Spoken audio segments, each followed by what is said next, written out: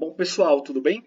Na aula de hoje a gente ainda vai falar um pouco sobre radiciação, só que o nosso objetivo agora é tentar aprofundar um pouco o conhecimento que a gente tem sobre a raiz.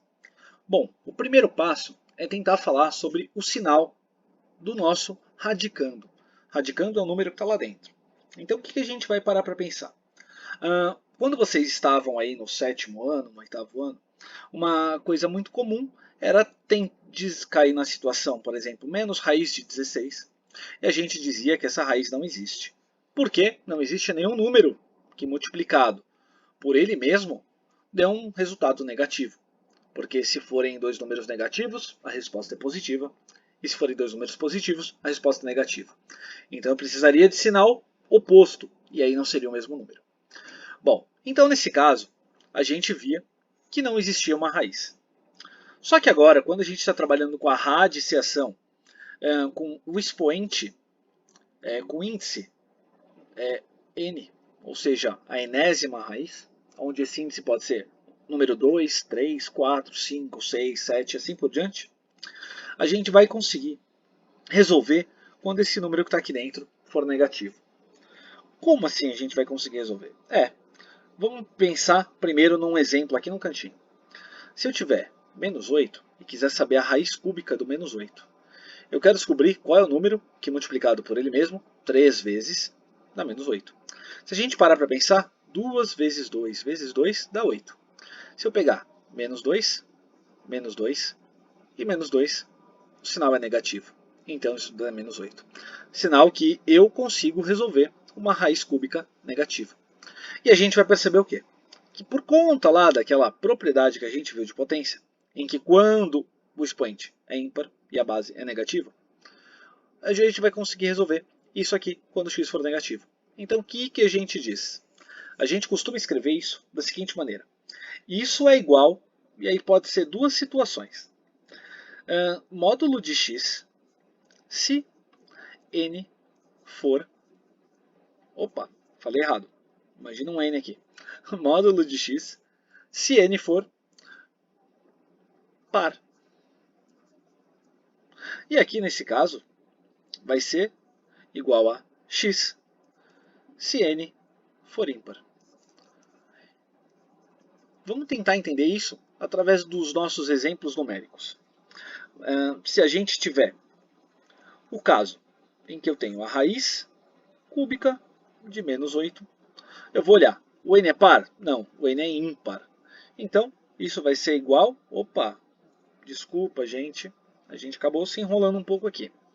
Eu quero fazer um caso em que eu tenho aqui um número elevado a um expoente. Tá? Então, nesse caso, isso é igual a menos 8, porque o nosso 3 aqui é ímpar. Tudo bem?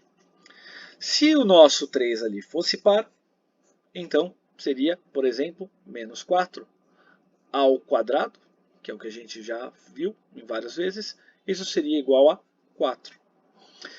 Então, é isso que eu estou dizendo aqui. Bom, eu vou parar para pensar agora nos exercícios que a gente trabalhou na aula passada.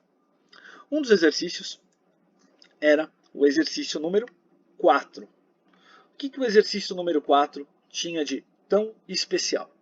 Ele falava o seguinte: como que eu resolvo, ou resolva, calcule, a seguinte expressão: 2 menos raiz de 5 ao quadrado menos a raiz de 5. Bom, voltando aqui para a definição, a gente sabe o quê?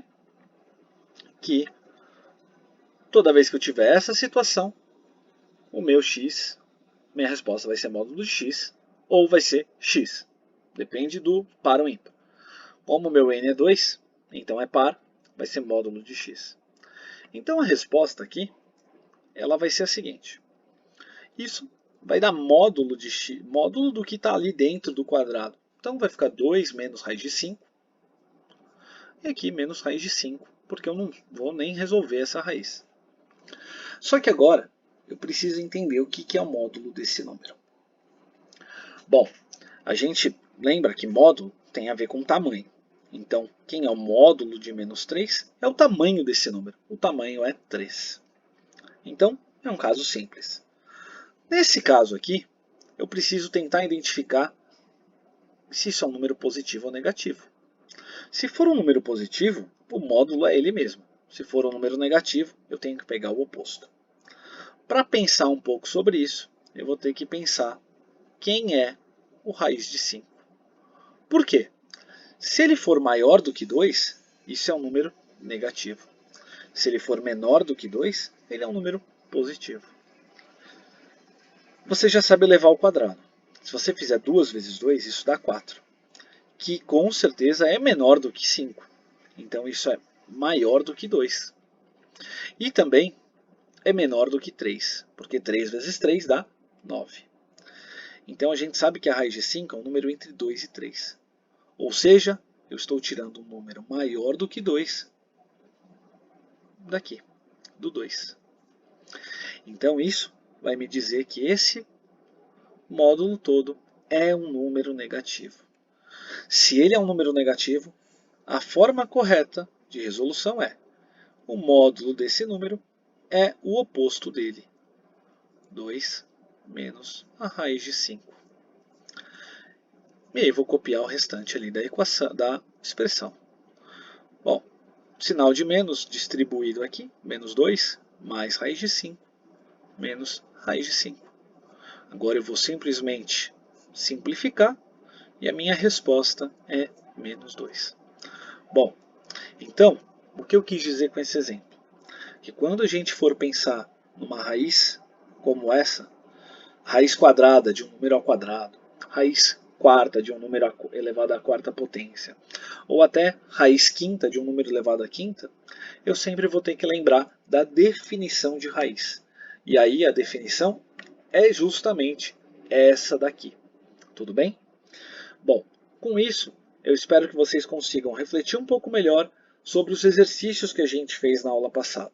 E aí, com isso, eu gostaria que você resolvesse os exercícios que eu deixei preparados aí para a aula de hoje. Qualquer dúvida, deixa um comentário lá no nosso SAS, né? Escreve lá alguma coisa durante a sua resolução, que eu vou tentar te ajudar depois que eu fizer a correção, tá bom? Então, bom estudo para todos vocês.